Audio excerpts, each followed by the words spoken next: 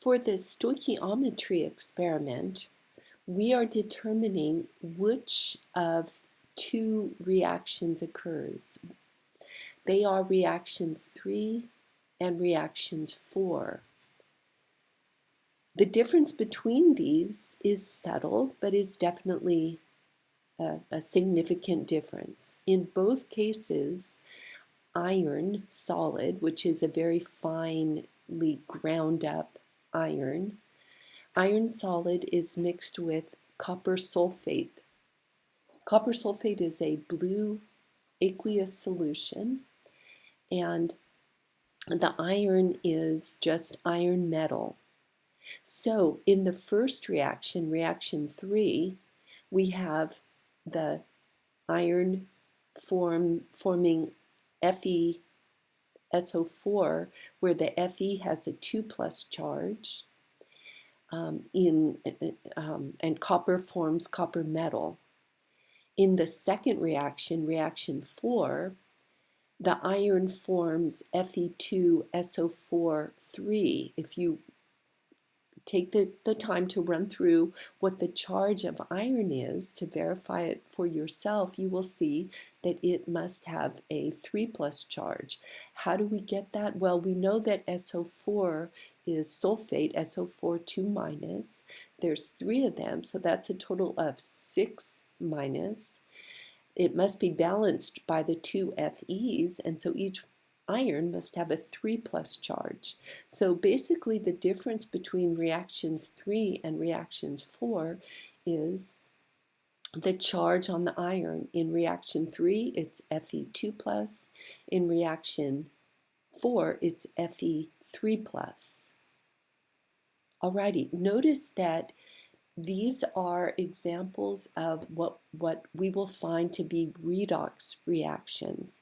The iron as Fe solid has no charge, but the iron as part of the iron sulfate aqueous solution has a charge. So we've moved electrons away from the iron. Those electrons have gone to the copper because initially copper has a charge, but in the end, copper, as copper solid, has no charge. Alrighty, so our job is to determine which reaction occurs. Is it 3 or is it 4?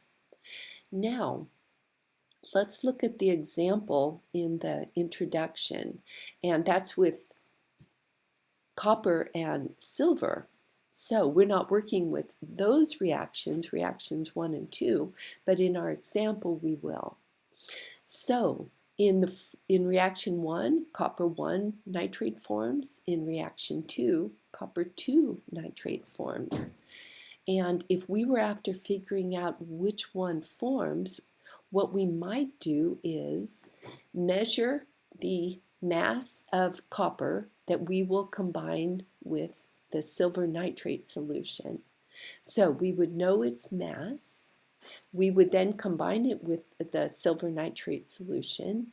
We would then produce silver solid, and we would isolate the silver solid from the copper nitrate solution.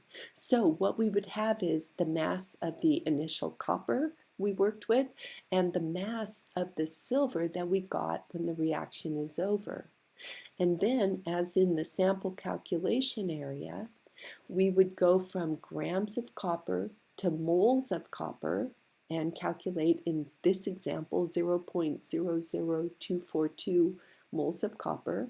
We would do the same with the silver. So the silver that we collected in the end, let's say it is 0.523 grams, we would convert using the molar mass of silver of this 107.87 grams per mole. We would get the moles of silver that we have, and that would be 0.00485 moles of silver.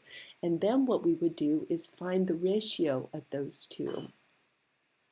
So we take the moles of the silver, divide by the moles of the copper, and we get 2-to-1. So now looking at our reactions here, if it were reaction 1, then the silver to the copper ratio should be 1-to-1. If it's reaction 2, the silver to the copper ratio would be 2 to 1. Well, our experimental results show us the ratio is 2 moles of silver to every 1 mole of copper, so we would conclude it must be reaction 2 that has occurred. In the same manner, we work with our actual experimental reactions, reactions 3 and 4. So we will measure carefully on an analytical balance the mass of the iron we're starting with. We combine it with the copper sulfate, the copper 2 sulfate solution, and we get our products, whatever they happen to be, depending if reaction 3 or 4.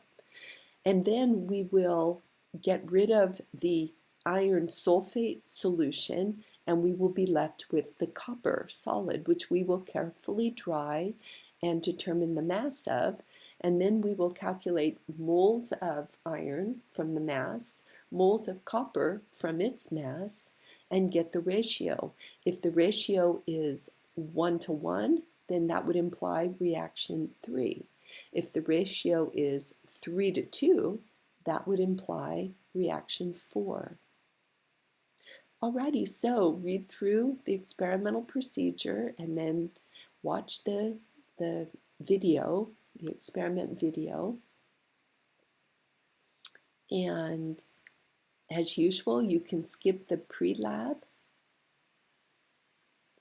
And then we get to the report, which you will fill in. You won't have partners' data. You will only have your data. That's the only data you'll find in the experiment video.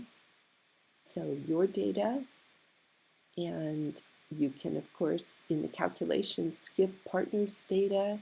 So you won't be able to average because you only have your data. So skip that last line of the calculations and results table. But you will have the moles of copper to moles of iron, and that will allow you to decide which reaction occurred. So you can answer this question and then answer the other questions. And when you are done with this work, then do the scan, make sure it's a PDF file, and submit it.